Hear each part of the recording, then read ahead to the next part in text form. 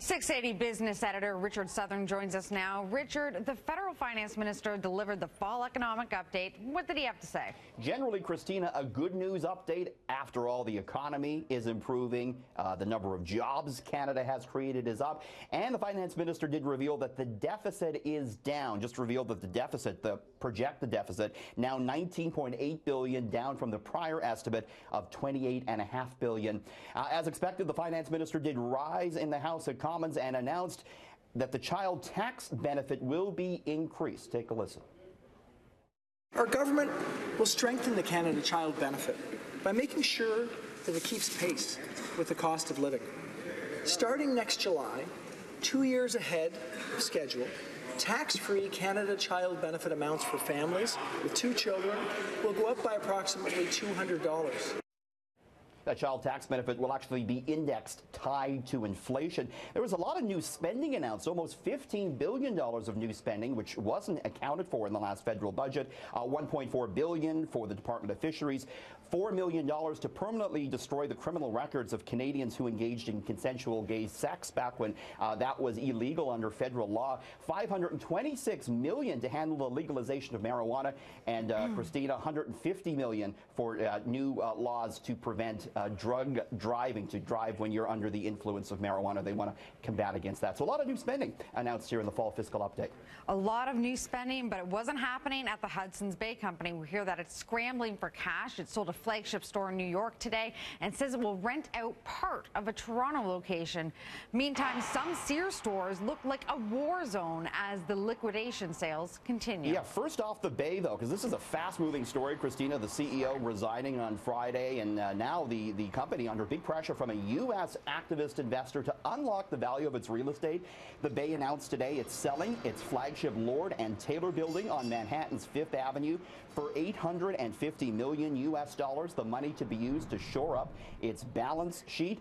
Hudson's Bay stock up 2% on this news, but down 9% this year. Of course, this story far from over now as Hudson's Bay continues to feel the heat from the changing retail landscape in Canada. And Christina, as you were saying, I want to show you video of what's going on with this Sears liquidation sale. This is video from inside the Fairview Mall location. And look at this. Looks like a bomb went off or something. Yeah, I know. Shoppers just rummaging through everything they could find here. Of course, the Sears liquidation, Christina, began back on Thursday.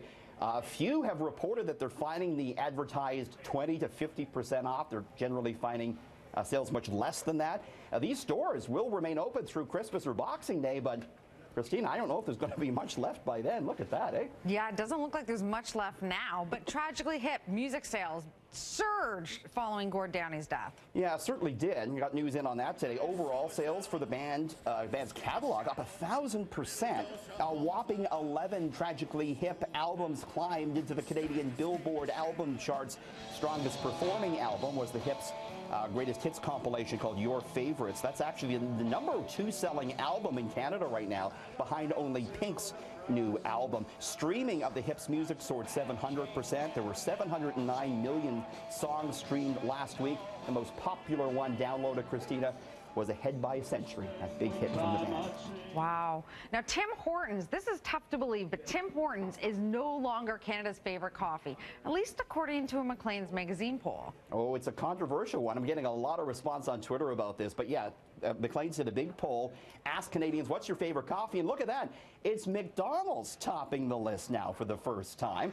Now, McDonald's, it wasn't too long ago where it was hard to find anyone who said anything good about McDonald's coffee. What the company's done, though, they've changed the formula. They're using 100% Arabica. They've really focused a lot of their advertising on their coffee. Second Cup is second, even though they've shrunk the number of stores they have. Starbucks third, and there's Tim Hortons fourth. You got to wonder if there's an image problem with Tim Hortons. A number of its franchises are suing the parent company to get back in the game. Christina, Tim Hortons has been offering some new menu items like the dark roast coffee to try and turn the ship around. Tim Hortons stock, though, hasn't been affected. It's been a big gainer on Bay Street this year. Well, I'm going to stick to my orange Pico tea, and we will talk to you again tomorrow, Richard. Now Cheers. It's over to Cynthia.